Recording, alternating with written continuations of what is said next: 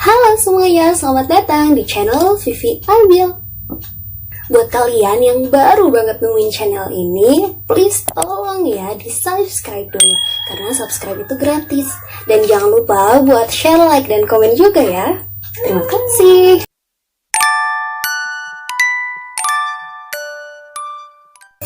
Oke, di video kali ini aku mau membahas tentang SPAN PTKIN lagi. Ya, karena banyak ya yang komen video-video aku sebelumnya. Buat kalian yang belum nonton, ditonton dulu ya, karena disitu aku udah ngoceh panjang lebar tentang SPAN PTKIN.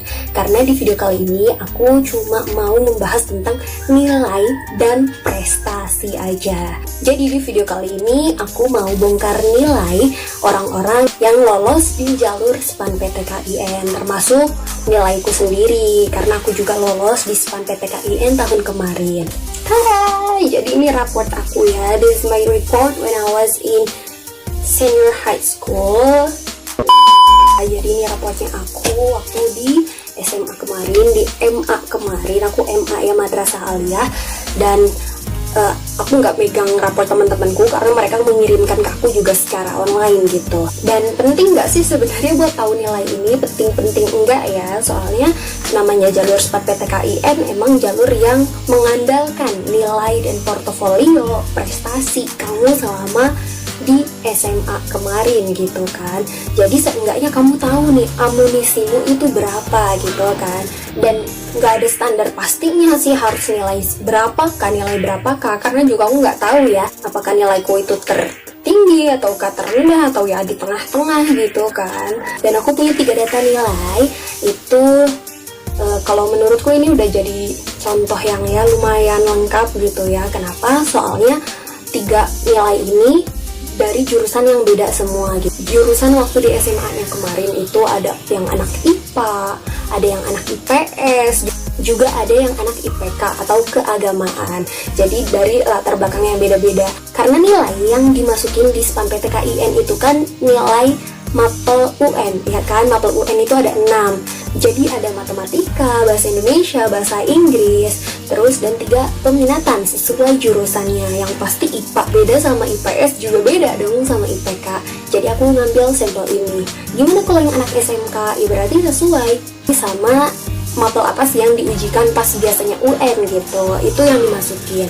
Dan di videoku yang sebelumnya aku sempat bilang ya, kalau misalnya selain nilai MAPEL UN itu juga ada nilai keagamaan ya yang dimasukin, ternyata untuk tahun ini tuh enggak gitu. Soalnya seingatku untuk tahun kemarin kayaknya juga dimasukin atau enggak, aku lupa gitu ya. Tapi untuk tahun ini pokoknya 6 nilai itu aja. Oke, nggak perlu lama-lama, bakal aku tunjukin ke kalian nilainya ya. Ini pertama mana dulu ya? Oh ya, dan ini keterimanya juga di univ yang beda-beda gitu. Jadi nggak satu jurusan ketika kita diterima di SPAN PTKIN-nya juga nggak seuniversitas, kita nggak satu UIN gitu. Jadi ya lebih beragam gitu sampel nilainya. Tada! Jadi aku mau kasih tahu dulu ke kalian kalau tampilan nilai yang ada di SPAN PTKIN itu kurang lebih bakalan kayak gini. Ini contoh aja ya. Dan aku mau disclaimer dulu kalau nilai yang mau aku tampilin itu real apa adanya, nggak ditambah-tambahin ataupun dikurang-kurangin. Dan yang pasti ini cuma seperintilan gambaran aja, soalnya yang diterima di SPAN PTKIN itu kan ada ribuan orang ya. Oke, jadi ini nilai yang pertama punya Anin atau Kak Anin. Kalau kalian mau kenalan, boleh di chat-chat lewat DM Instagram di @nindia_ulhaq. Nah, Kak Anin ini dulunya anak IPA dan sekarang kuliah di Prodi Manajemen Pendidikan Islam di UIN Maulana Malik Ibrahim Malang. Nah, cara bacanya itu tiap mata pelajaran udah ada warna dan simbolnya masing-masing. Jadi bisa dilihat nih, hasil belajarmu selama semester 1 sampai 5 itu kayak gimana. Rata-rata mapel dan per semesternya aku pisah ya di kotak tersendiri. Soalnya nggak tahu kenapa kok malah jadi berantakan gitu kalau mau ditaruh di tabel yang sama. Jadi ya udahlah dipisah sendiri aja nggak apa-apa. Dan itu udah berurutan ya per mapelnya dan per semesternya itu udah urut. Dan karena Anin ini dulunya anak IPA, jadi yang pasti peminatannya itu ada biologi, ada fisika, juga ada kimia.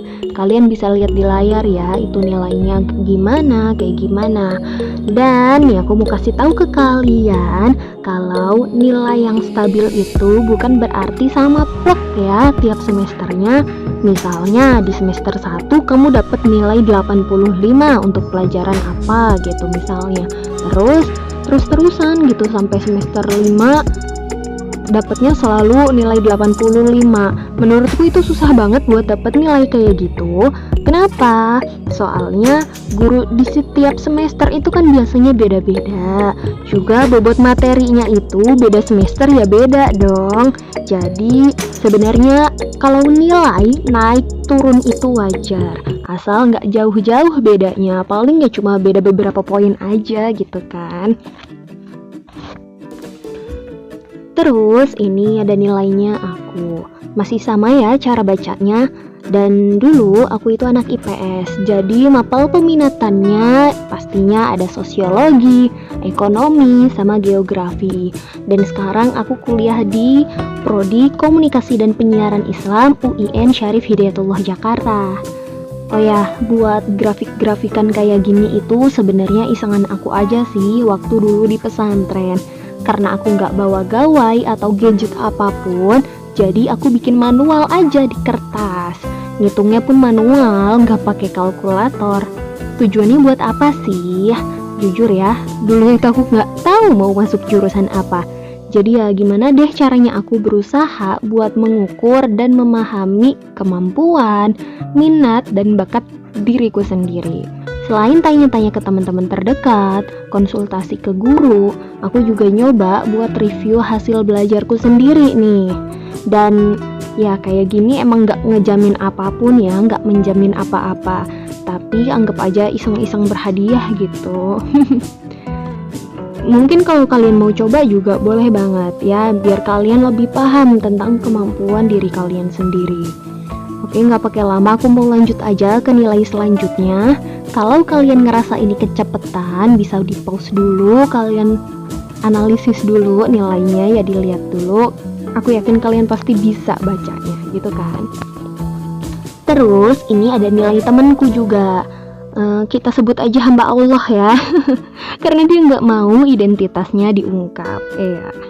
Dia dulunya itu anak IPK atau keagamaan, dan sekarang kuliah di Prodi PIAUD atau Pendidikan Islam Anak Usia Dini di UIN Sunan Kalijaga, Yogyakarta. Nah, untuk IPK atau keagamaan itu peminatannya ada ilmu tafsir, ilmu kalam, sama ilmu hadis. By the way, kita bertiga itu satu sekolah ya, jadi indeks nilainya itu sama. KKM yang ditetapin dari sekolah itu 67. Nah, tiap-tiap sekolah pasti beda kan, antara sekolahnya kami sama sekolahmu itu pasti beda. Dan ingat ya, nilai ini bukan faktor tunggal penentu kelulusan kamu di SPAN PTKIN. Jadi anggap aja ini iseng berhadiah gitu kalau menghitung nilai. Ya, gitu. Nah, udah tentang nilainya, sekarang aku mau tunjukin prestasi apa sih yang dimasukin. Karena kan selain raport juga ada prestasinya gitu kan, dalam bentuk sertifikat gitu. Untuk ketentuan masukin sertifikatnya kayak gimana, itu sebenarnya kalian bisa ya lihat di IG-nya SPAN UMPTKIN. Itu Instagram resminya dari panitia penyelenggara SPAN PTKIN. Jadi tampilannya bakal kayak gini. Dan kemarin ada yang nanya ya, Kak, kalau misalnya prestasinya itu keolahragaan bisa nggak? Kalau misalnya prestasinya itu organisasi bisa nggak? Sebenarnya tinggal dicocokin aja nih di sini. Bisa nggak dimasukin? Catatan ya untuk kalian yang mau masukin prestasi itu sebenarnya nggak harus sesuai sih sama apa yang mau kalian daftar gitu. Kayak misalnya nih, aku pribadi, aku masuk jurusan komunikasi dan penyiaran Islam. Salah satu prestasi yang aku masukin emang sertifikat lomba cerdas cermat. agak nyambung ya kalau misalnya dihubungin sama jurusan komunikasi gitu, karena kan cerdas cermat ngomong gitu kan, kemampuan untuk bicara, untuk kita berlomba kan bicara cepet-cepetan dan tepat gitu kan. Nah tapi aku juga masukin nih sertifikatnya olahraga gitu. Ini olahraga apa seni ya, marching band. Jadi marching band juga aku masukin, soalnya nggak ada prestasi lain gitu loh yang sesuai sama jurusan komunikasi. Mungkin ada ya sertifikat pidato, tapi itu aku SMP. Sedangkan prestasi yang bisa dimasukin buat daftar SPAN PTKIN itu paling tidak terbaru selama 3 tahun terakhir. Nah 3 tahun terakhir ini anggap aja ya dari kamu kelas 1 SMA, kelas 2 sama kelas 3 gitu loh. Jadi prestasimu selama SMP itu sebenarnya udah nggak valid kalau mau dimasukin gitu. Apalagi waktu SD ya, waktu TK gitu, ngaji TPQ, prestasi juara 1 lomba ngaji itu nggak bisa tambah lagi ya. Jadi ingat, prestasi yang dimasukin yang valid itu yang terbaru selama 3 tahun ke belakang gitu ya, hitung aja dari kelas 1 SMA. Kalau misalnya nggak masukin juga nggak apa-apa sebenarnya, cuma lebih baik kalau misalnya ada. Dan maksimalkan masukin 3. Kalau aku pribadi, dari aku sendiri, aku masukin yang pertama itu emang lomba cerdas cermat ya. Jadi ya alhamdulillah gitu aku punya satu yang agak nyambung sama jurusannya aku gitu. Terus yang kedua itu sertifikat marching, dan gak cuma aku doang yang masukin marching, karena yang keterima di UIN Sunan Kalijaga yang di UIN Yogyakarta itu juga aku yakin dia masukin sertifikat marching karena kita setim ya. Jadi sebenarnya prestasi apapun yang kalian punya itu masukin aja gitu, nggak perlu ragu. Jadi semoga menjawab ya kekepoan kalian gitu ya. Maksudnya udah dibongkar dikit nih nilainya yang kemarin lulus, dan kalau misalnya nilai kalian lebih tinggi daripada kita please maju gitu kan. Dan kalau misalnya nilainya juga sepantaran kayak kita, juga maju gitu. Dan kalau misalnya nilai kalian agak lebih rendah gitu, jangan ragu buat tetap daftar gitu, karena kita nggak tahu ya nilai siapa sih yang bakal diterima gitu.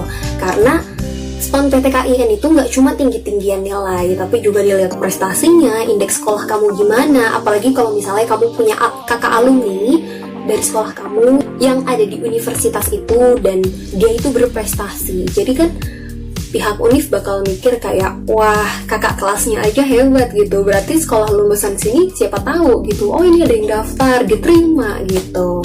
Jadi nggak murni cuma nilai aja kok, nilai itu bukan faktor tunggal penentu kelolosan kamu di jalur SPAN PTKIN. Dan jangan lupa ya, jalur SPAN PTKIN juga harus dibarengin nih sama jalur langit. Ya sebanyakin baca doa dan sholawat, itu bener banget, itu ngaruh banget gitu ya. Dan kalian juga harus bisa lapang gitu ya ketika kalian daftar SPAN PTKIN. Please jangan cuma ngandelin SPAN PTKIN, jadi tetap harus belajar gitu, mempersiapkan untuk lain-lain, karena kita nggak tahu ya rezeki kita itu di mana. Kalau ini rezeki alhamdulillah, kalau enggak seenggaknya kamu udah punya bekal gitu. Pokoknya harus tetap belajar ya. Ini modal nilai, modal prestasi, modal optimis, modal doa pokoknya. Itu kuncinya ya kalau misalnya kalian tanya tentang SPAN PTKIN. Semoga bermanfaat, semoga menjawab kekepoan kalian. Dan jangan lupa ya di-share dan di-subscribe buat kalian yang belum. Terima kasih.